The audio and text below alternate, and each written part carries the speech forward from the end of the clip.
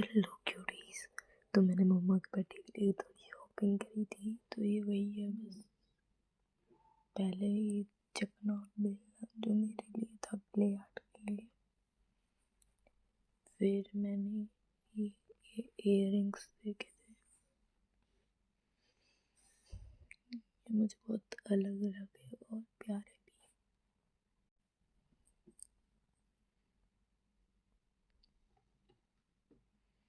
बचते भी हैं गाइस ये इयररिंग्स। फिर मैंने एक क्रंची लिया था।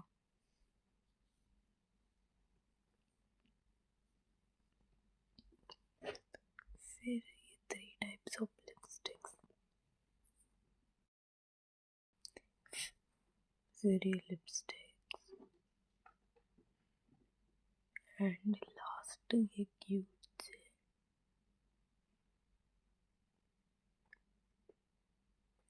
क्यूट